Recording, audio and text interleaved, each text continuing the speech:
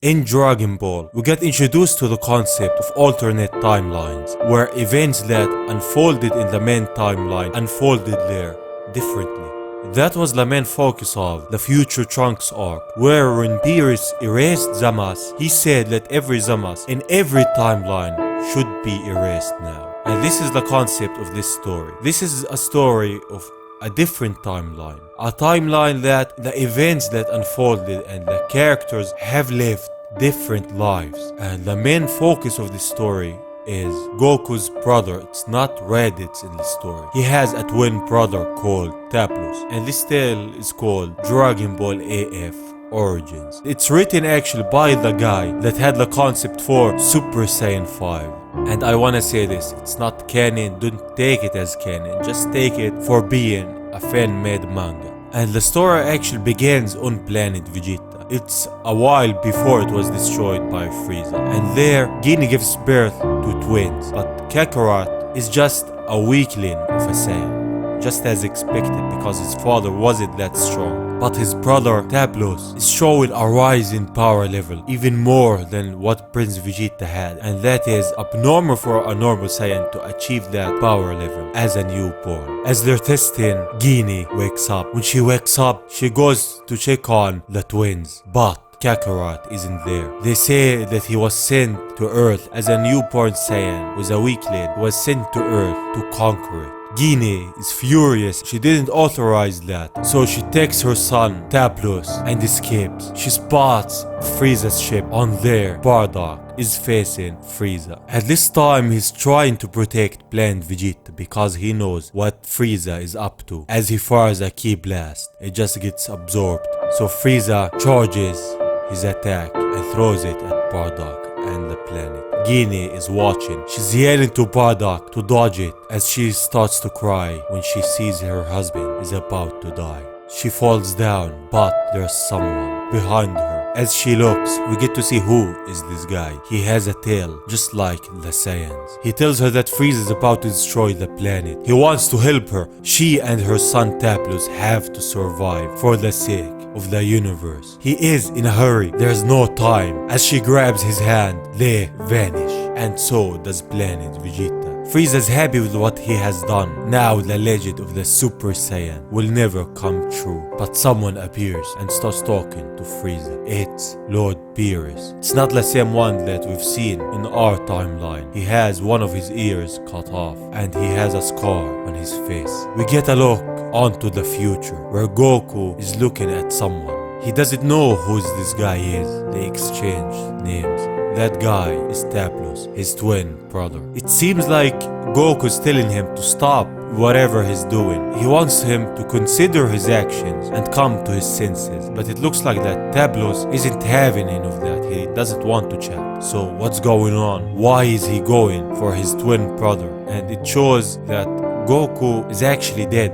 The fight that is gonna happen is not in the living world. It's in the other world, where Tablos himself isn't dead. So why did he go all the way to face Goku? What does he actually want? As Goku tries to convince him, Tablos just powers up, which catches Goku off guard. He starts transforming and finally transforms to a Super Saiyan 5. As Goku says, he's not feeling just one key. He feels two different keys in his brother. But as Tablos transforms, he opens his eyes and says, let's have some fun. That is called Yamashi. Just reminds me, Yamushi, I don't know why. Now we get our first look what happened seconds after the destruction of Planet Vegeta, when Beerus arrived. And from his looks, we know why his ear is like that and why is his eye like that. It's because he faced that guy. As he's talking, they get angry and they wanna fight Beerus, a god of destruction. Those two are not enough to take on God of Destruction, not in the slightest. Frieza tells them to stop. They're no match. Beerus tells him that he was right, that the Super Saiyan was about to reincarnate in some of the Saiyans. But if he's still alive, Beerus is gonna take care of Frieza and his army. And the look on his face just tell us that he's not the same Beerus that we knew. He's more evil in this timeline. The legend of the Super Saiyan takes place 1000 years ago. It is said that Saiyan was so powerful that even some gods couldn't take on. And he was one of the last of his kind, the kind that was called the Night Saiyans.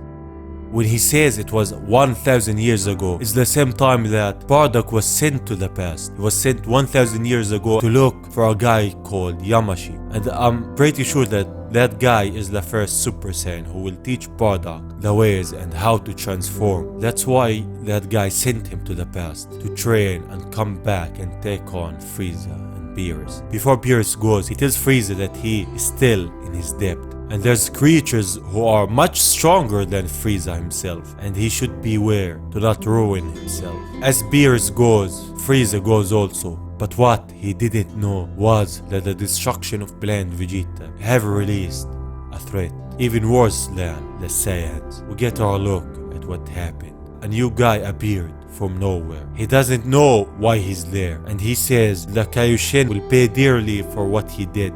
And him saying like Kaioshin, it may be the guy that saved Guinea before. We don't know even his name, but it could be. This guy says that he's the great king of the place demons.